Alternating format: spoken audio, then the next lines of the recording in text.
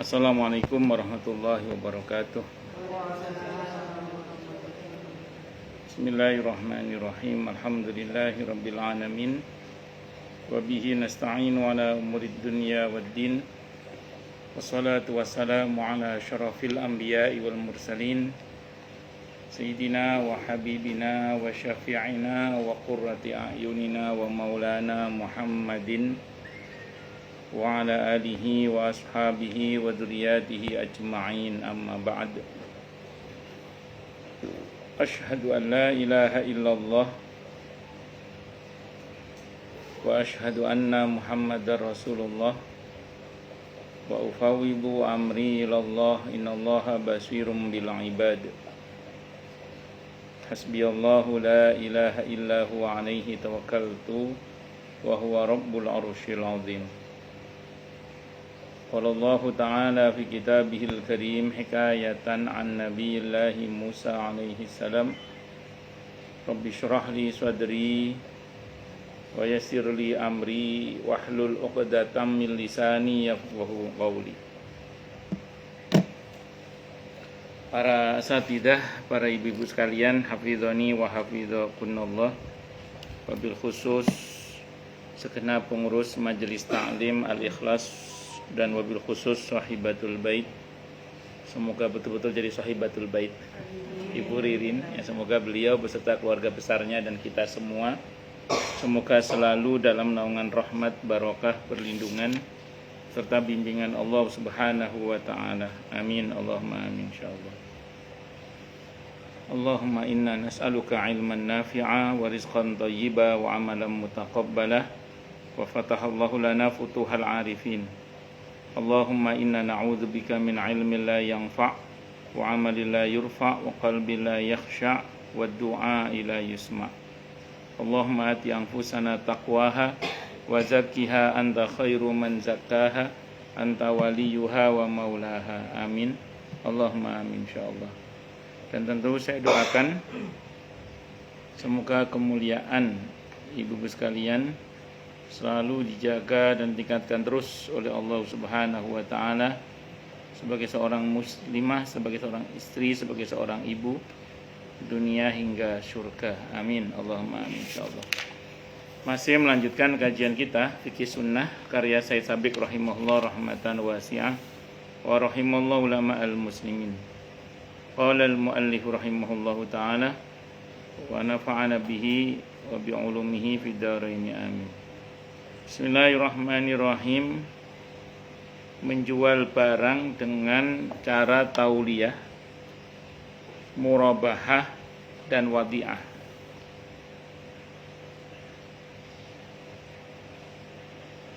Nanti saya terangkan. Dibolehkan jual beli dengan cara tauliyah, murabahah dan wadi'ah dengan syarat pihak pembeli dan penjual mengetahui harga pembelian barang tersebut. Tauliyah ialah menjual dengan harga modal, tidak lebih dan tidak kurang. Kalau murabahah adalah menjual dengan harga pembelian barang berikut untung yang diketahui. Dan wadi'ah adalah penjualan dengan harga di bawah harga pembelian. Yang pertama, beli 100 dijual 100 boleh. Biasanya harga butuh. Ini karena saya lagi butuh aja nih, dah saya jual apa cepetan deh. Enggak ngambil untung saya. Tapi enggak boleh bohong, tapi ya. Enggak boleh bohong. Jadi kalau harga segitu jual segitu. Boleh, enggak apa-apa. Atau ambil untung. Kalau ambil untung berarti ya kita ngambil untung. Itu terserah. Mau banyak mau dikit tergantung dari maunya yang menjual dan yang beli mau apa tidak. Itu yang kedua. Yang ketiga, wadi'ah. Wadi'ah di sini maksudnya menggunakan harga yang lebih rendah. Nah, yang ini ada pembahasan yang ini.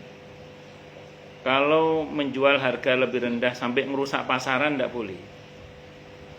Tidak boleh. Jadi misalnya jangan jual harga rendah sampai pasaran rusak, tidak boleh. Saya ingat cerita adik saya itu pernah jualan laptop.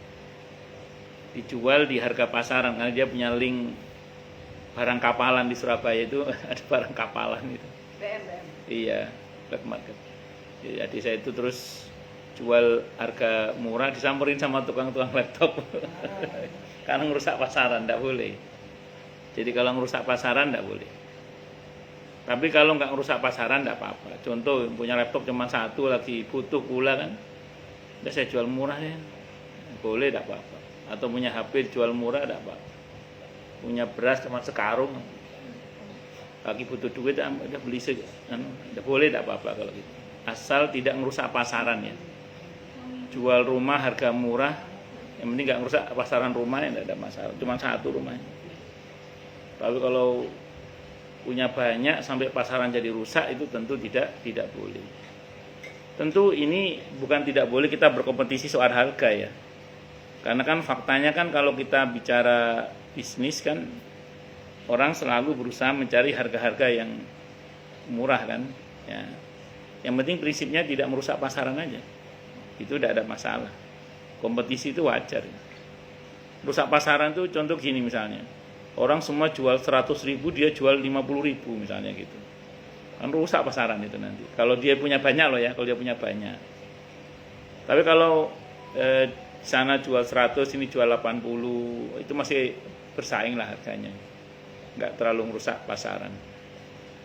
Atau khusus reseller, murah banget tidak ada masalah. Jadi dibatasi hanya untuk reseller. Memang orang yang beli minimal, kan ada harga khusus minimal pembelian sekian, karena itu istilahnya untuk reseller itu. Iya, walaupun kadang belum tentu orang mau jual lagi, tapi penting untuk stok aja karena kebutuhan. Nggak masalah, yang penting dia belinya lebih dari 10 misalnya. Atau dengan pembelian minimal sekian, baru ada. Saya punya kawan itu, dia produksi sesuatu, ada produk yang dia jual maksudnya itu.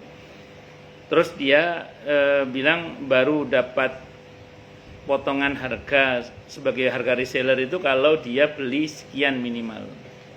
Terus ada di chatnya itu orang ngechat sama beliau, boleh nggak kalau saya beli segini tapi harganya seperti itu? Nggak boleh. Nggak boleh. Pokoknya segitu baru, karena kalau nggak nanti bisa merusak pasaran tadi itu. Dan kalau merusak pasaran itu nggak bagus, itu seperti itu. Nggak boleh, bukan hanya nggak bagus, nggak boleh. Itu seperti itu. Itu ya. Jadi, tapi kalau ambil untung, mau ambil untung banyak tidak apa-apa, yang penting jangan nipu aja. Waalaikumsalam warahmatullahi wabarakatuh. Sendiri, nggak sama Bu Haja Lulu. Ya Allah. Enggak. Iya, saking kecilnya. Monggo. Oh iya, monggo. Baik. Mau deket sini, Bu. Mau deket sini. Enggak usah. Enggak. Saya aja, Pak. Alhamdulillah. Baik, tapi kalau ambil untung tinggi itu boleh. Yang penting jangan nipu aja. Misalnya Bu Wati jual teh bandulnya itu pasarannya berapa, Bu? Pasarannya 30.000. Suatu saat ada orang lagi ngidam, misalnya gitu, ngidam teh bandul. Misalnya. Terus Bu Wati lagi pas stoknya tinggal satu, lagi anak lagi pengen juga, anak pengen, ada orang ngidam. Nah ini gimana nih? Ini misalnya aja. Oh udah bagi dua selesai ya.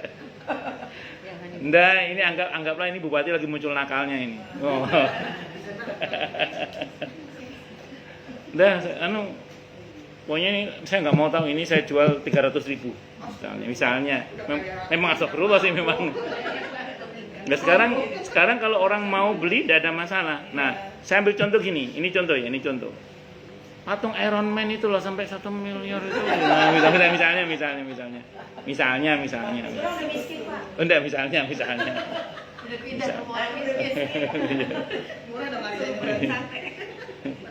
Saya itu satu saat saya itu waktu itu saya masih di Surabaya. Saya main di THR, ada tunjungan iya, bukan apa? Bukan satu lagi yang dekat makam pahlawan, Gubeng, terus bukan satunya lagi. namanya THR, Taman Hiburan Rakyat itu loh.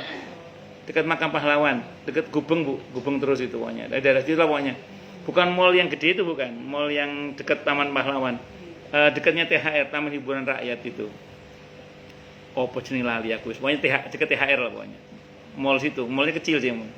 Di bagian bawah itu ada ada tempat penjualan hobi-hobi itu. Pokoknya termasuk ikan hias laut dan macam-macam. Saya saat itu nanya, ini berapa? Mahal saat itu. Saya bilang, oh, mahal banget. Saya nanya gitu kan. Kata orangnya gini sederhana. Saya nggak jual ikan, saya jual hobi katanya. Saya nggak jual ikan, saya jual hobi. Benar. Iya, ya kayak mobil-mobilannya Pak Kiki itu. Kan ada yang sampai mahal Bu ya, mobil-mobilan koleksinya Pak Kiki itu ya Bu ya. Iya. Itu kan kalau kita pikir-pikir kalau yang nggak seneng ya buat apa gitu. Tapi bagi yang mau hobi, prestis itu punya. Apalagi kalau udah pernah juara. Oh iya terus. Oh macam-macam. Masih koleksi mobil masih. Oh sudah enggak ya. Foto Iron Man, Pak. Apa? Foto Iron Man saya baru tahu ada segede gitu, Pak. Oh iya. Dan beberapa anu lagi ya gitu. Dan harganya segitu. Oh, iya. Masya Allah. Dan lagi pesan yang mau datang itu katanya yang bisa dipakai katanya. Wes semuanya enggak. Ya terlepas dari itu semua ya, Jadi kalau mau jual mahal itu dalam Islam malah justru boleh. Tapi jangan bohong tapi ya.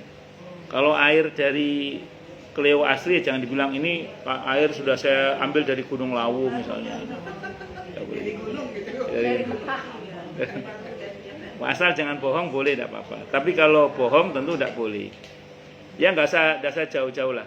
Kita beli air di darat dengan di kapal laut kan harganya beda. Itu seperti itu. Di pesawat apalagi juga bisa beda. Kenapa? Karena memang sistem ekonominya menghendaki dia dijual mahal misalnya gitu. Dan itu dalam Islam boleh-boleh saja. Asal yang jual nggak bohong, yang beli juga mau gitu aja. Sama-sama. Iya terpaksa betul. Iya. Tapi tidak boleh ngentol ya, nggak boleh ngentol dalam arti nipu ya. Kayak maaf ya, orang mudik dulu zamannya belum ada tol. Orang mudik terus berhenti makan, nggak tahu harganya, tahu-tahu karena yang harga nggak sewajarnya, itu tidak boleh kalau begitu. Ya, oh ya, ada. Makanya tanya dulu. Makanya harus tanya dulu. Nah, dulu ada orang ngomong kalau kita lagi safar mudik itu mending masuk di warung-warung atau toko-toko yang jelas harganya kayak yang bermerek-merek itu, saya nggak sebut mereknya karena nggak ngasih sponsor. Jadi yang bermerek-merek itu lah. Ada yang mengatakan begitu. Atau nanya dulu harganya berapa. Kalau nggak diketok katanya itu. Ya itu kalau nggak nyebutkan harga nggak boleh ngentol melebihi kebiasaan. Yang melebihi banget itu tidak boleh. Harus makanya yang benar dalam Islam itu sebenarnya dijelaskan harganya berapa. Konon dulu di Malioboro itu begitu, terus karena sering kejadian akhirnya diharuskan ada harga itu. Ada harga, harus itu. Sebaiknya begitu. Makanya sistem jual beli ala waralaba yang sudah punya nama itu benar sebenarnya itu. Jadi orang lihat harganya, beli ini bayar dulu baru makan gitu. Kadang kalau nggak ada harganya orang nggak mau makan, jadi sepi mereka. Oh gitu ya sekarang. Iya. Ketakutan Ya deg-degan. Makanya deg-degan. Itu. Wallahu a'lam bishawab. Lanjut nggih. Berikutnya jual beli mushaf Al-Qur'an. Para ahli fikih telah sepakat atas hukum mubah membeli mushaf Al-Qur'an. Namun mereka berbeda pendapat dalam hukum menjualnya. Jadi kalau membeli mushaf Al-Qur'an itu ulama sepakat ya. Boleh, tapi untuk menjual mushaf itu ulama beda pendapat. Imam Syafi'i, Hanafi dan Malik rahimahumullah membolehkan menjual mushaf Al-Qur'an, sedangkan Hambali mengharamkannya. Ahmad berkata, saya tidak mengetahui apakah ada keringanan rukhsah maksudnya dalam hal penjualan mushaf Al-Qur'an.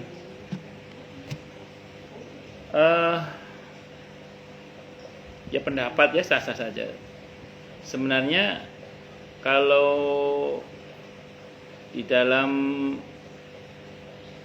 Saudi itu kan mazhabnya Hambali ya, Hambali. Hambali kan ternyata mengharamkan menjual mushaf. Berarti sebenarnya menjual mushaf itu kalau dalam mazhab Hambali versi Saudi harusnya nggak boleh, harusnya. Tapi nyatanya mushaf itu dijual di depan Masjid Nabawi, dijual di depan Masjidil Haram. Nah, tapi terlepas dari semua itu berarti mengikuti pendapat yang membolehkan, yaitu Syafi'i, Hanafi, Maliki. Mungkin Imam Hambali beliau merasa tidak menemukan dalil tentang pembolehan menjual mushaf itu, karena saat itu mushaf itu kan sesuatu yang sakral ya. Jadi dulu itu kan tidak kayak sekarang, dicetak begitu. Kalau dulu kan ditulis, misalnya saya pengen punya mushaf, saya itu bukan beli, bayar orang kalau dulu itu. Misalnya siapa yang tulisannya bagus, misalnya, ada siapa yang ahli khat lah, ahli khat, itu suruh nulis mushaf Al-Quran. Begitu selesai baru dibayar, bukan beli mushafnya, bukan, tapi membayar uang lelah, ijarah, membayar upah penulisannya itu. Nah, makanya mungkin itulah sebabnya kenapa dalam mazhab Hambali tidak boleh menjual mushaf. Itu mungkin itu pertimbangan Imam Hambali. Nah, kalau Imam Syafi'i sederhana saja. Mushaf itu kan komoditi gitu loh. Mushaf itu bendanya, maksud saya itu komoditi. Sebagaimana boleh dibeli, maka boleh pula dijual. Itu alasan sederhananya begitu aja. Dan kaidah dalam muamalah itu sederhana. Al aslu fil muamalati al-ibaha hatta yadullad dalil ala tahrimiha. Hukum asalnya muamalah itu adalah boleh hingga ada dalil yang melarangnya. Itu seperti itu. Kemudian berikutnya menjual dan menyewakan rumah di Mekah. Sekarang hotel ya. Kebanyakan ahli fikih atau kalau yang reguler itu kan bisa nyewa rumah semacam kontrakan-kontrakan milik orang Mekah. Kebanyakan ahli fikih membolehkannya. Di antaranya Al-Auza'i, As-Sauri, Imam Malik, Syafi'i, dan satu pendapat dalam mazhab Hanafi. Ya, sekarang kalau kita nggak nyewa rumah di sana, tinggal di mana kita? Bisa sih tinggal di Masjidil Haram. Kalau bulan Ramadan masih mungkin. Kalau di bulan Ramadan mungkin sering diusir oleh askar. Apalagi Nabawi ada tutup, yang kalau Masjidil Haram sih nggak ada tutupnya sih kalau Masjidil Haram. Tapi kalau Nabawi kan ada tutupnya. Itu seperti itu. Ya eteng-eteng tas sana kemari kan jadi repot juga. Kalau Ramadan masih agak mendingan, leluasa, karena kan ada orang itikaf, terutama 10 hari terakhir di bulan Ramadan itu. Kan ada orang umroh backpacker karena apa namanya itu? Apa udah backpacker? Iya itu. Enggak nyewa hotel dan murah umrohnya itu karena mereka tidur di masjid di 10 hari terakhir di bulan Ramadan itu. Makannya ya dari makanan yang disediakan oleh orang-orang Arab yang tidak pernah berhenti tiap harinya itu, Masya Allah. Itu seperti itu. Iya, kadang ada kan beberapa ustadz itu yang backpackeran itu punya 10 hari terakhir bulan Ramadan mereka umroh, selamat umroh tinggal di Masjid Nabawi atau di Masjidil Haram aja udah 10 hari terakhir itu. Terus kemudian menjual air. Bagaimana nih menjual air ini? Nah, yang jualan air boleh nggak jual air ini? Kita lihat nih ya. Air sungai, air laut, air mata air dan hujan semuanya adalah milik manusia. Kita itu kalau nemu sumur, ada sumur, ngambil air sumur nggak wajib izin sama yang punya sumur. Jadi prinsipnya air hujan, air laut, air sungai, air sumur itu semua adalah milik bersama. Milik bersama. Jadi tidak ada pemiliknya kecuali semua manusia pemiliknya. Tak ada seorang yang berhak atasnya. Tapi sumurnya milik orang tetap. Tapi air sumurnya boleh dinikmati siapa saja tanpa izin, tidak apa-apa. Saya jenengan dalam perjalanan nemu sumur, mau terbuka apa tertutup? Oh, tadi ada ibu yang masuk. Saya pikir enggak. Tadi kan perasaan sudah saya tutup, lupa kalau ada ibu yang masuk. Jadi misalnya sumurnya milik orang tetap sumurnya. Tapi airnya itu milik bersama. Kalau milik bersama artinya apa? Artinya semua bisa menikmati tanpa harus izin. Nah, mulai dari air sumur, air sungai, air laut, air mata air sumur berarti ya, dan air hujan, semuanya adalah milik bersama ya. tak ada seorang pun yang berhak atasnya. Seorang tidak boleh menjual dan membeli selama kondisi air tersebut masih asli air sumur, masih asli air sumber, masih asli air apa namanya? Ya wis pokoknya air sungai, air hujan tidak boleh dijual kalau itu. Kalau masih asli air itu dari sana. Dalam riwayat Abu Dawud, Rasulullah Muhammad sallallahu alaihi wasallam bersabda, al-muslimuna syuraka'u fi salasin. Muslimin itu berserikat dalam kepemilikan 3 hal ini. Ini enggak harus izin kalau ini. Silakan aja dipakai. Pertama, filma dalam air. Wal kala, rumput atau tempat menggembalaan ya. Ya rumput berarti. Terus wanar dan api. Jadi jenengan misalnya ngambil rumput di ladang orang gitu, di ladang orang, bukan tanaman, rumputnya diambil itu boleh. Makanya orang kamu dulu kalau ngarit itu nyari rumput itu merumput itu walaupun di ladang orang tidak apa-apa. Yang penting jangan nyabit tanamannya itu aja. Jadi boleh rumputnya diambil, tidak ada, nggak harus izin dulu. Pak, izin ambil rumputnya, nggak usah, ambil aja, tidak apa-apa. Rumput itu milik bersama. Nah, kemudian yang kedua apa tadi? Api. Nah, api juga sama. Jadi kalau misalnya ada orang bikin api unggun, misalnya ya kita mau ngambil apinya itu nggak harus izin dulu. Minta apinya ya nggak usah, langsung ambil aja, tidak ada masalah. Api unggunnya atau ada bekas api unggun, kita nggak tahu punya siapa tuh kita pakai, tidak ada masalah. Itu api itu milik bersama. Itu seperti itu. Terus kemudian Iyas Al-Muzani meriwayatkan dalam bahwa ia pernah melihat orang yang menjual air dan ia berkata, janganlah kalian menjual air. Sungguhnya aku mendengar Rasulullah Muhammad sallallahu alaihi wasallam melarang memperjualbelikan air. Nanti saya terangkan aja yang punya usaha air, nanti saya terangkan. Insyaallah. Apabila seseorang mengumpulkan dan telah menjadi miliknya, nah ini berarti sudah diwadahi ya, sudah dikemas, dibolehkan untuk menjualnya. Nah, kalau udah dikemas, dibungkus rapi, nah itu baru boleh dijual. Tapi kalau masih dari, ayo siapa mau beli air, ayo. Tapi kalau sumur boleh dijual, kalau sumurnya loh ya, sumurnya. Kalau airnya nggak boleh dijual sebenarnya itu. Sumurnya aja yang boleh dijual. Nah, tapi kalau dari kemas kayak gini ini, dari kemas kan, boleh nggak? Boleh. Air pegunungan yang dibawa ke air isi ulang dijual boleh nggak? Boleh, karena